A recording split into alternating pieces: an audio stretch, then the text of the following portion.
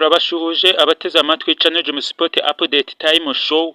Aka ni akanya k'amakuru agizwe ya siporo utasanga ahandi. Mbibutse rero uyu munsi no weekend biraza kuba ari ibicikwa, biraba ari ibicikwa cyane. Shampiyona mukunda cyane ya Premier League iraza kuba ikomeza cyane, biraba ari imiriro. Iyi weekend iraza kuba igaruka cyane, aho amakipe mukunda akomeye cyane abari gushaka imyanya ine ya mbere yo gukina irushanwa rya Champions League araza kuba ahatana. Ari ikipe ebyiri ziri guhatanira igikombe ziraza kuba zikina cyane. Mbibutse rero bakunzi bacu, mbere na mbere no gukora subscribe, mugakora like, mugatira na comment kugira ngo ibiganiro byacu muzajye mubibona bitabagoye.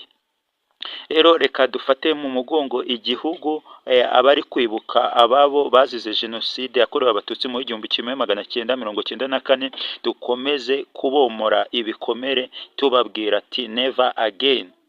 Bakunzi b'amakuru agezweho ya siporo, rero aka kanya rero reka dutangire amakuru yacu. Ngira ngo ni irushanwa rya Premier League riraza kuba rikomeza cyane, riraza kuba rikomeza isaa 7 n'igice kuri uno wa gatandatu. Ikipe ya Arsenal iraza gukina n'ikipe ya Bournemouth. Ikipe ya Arsenal iraza gukina n'ikipe ya Bournemouth. Arsenal yaje gutsinda ikipe ya Sporting Club Portugal, iza kwitsinda igitego kimwe ku busa. Uyu munsi rero Arsenal iraza kuba yitwara neza, mu bigaragara iri guhatanira igikombe, biri likely ko igikombe yanagitwara bitewe n'uburyo imeze neza kandi iri kwitwara neza. Arsenal rero kuri uno munsi saa 7 n'igice igomba kwitwara neza kugira ngo ikomeze ibe kontenta w'igikombe. Si umukino gusa uri bube isaa 11, ikipe ya Brentford iraza gukina n'ikipe ya Everton, na ikipe ya Burnley ize gukina n'ikipe ya Brighton and Hove Albion isaa 11.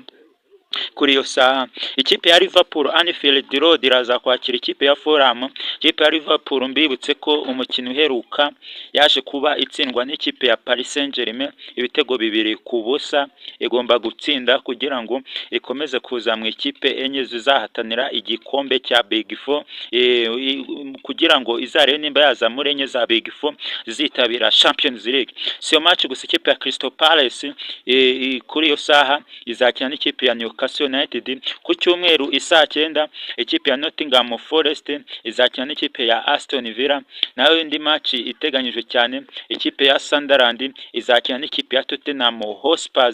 Naho match izaba isaa 11 n'igice, match izaba itoroshye cyane. Ikipe ya Chelsea yabaye ibyatsi izakina n'ikipe ya Manchester City. Manchester City iri kugenda gake, niba izatwara igikombe rwose igomba gutsinda Chelsea ikareba ko yakomeza gucalenjinga ikipe ya Arsenal. Ku kiraro rero ikipe ya Chelsea umukino uheruka yaje kuba itsinda ikipe mu kiciro cya kabiri ibitego 7 byose ku busa. Dutegereje icyo uno mukino uzadusigira cyane, ni match izaba itoroshye cyane.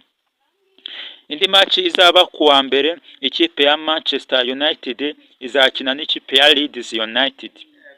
Manchester United izakina isaa 3 ikina n'ikipe ya Leeds United, nayo ni match izaba ikomeye cyane. Dutegereje uko ino match izarangira.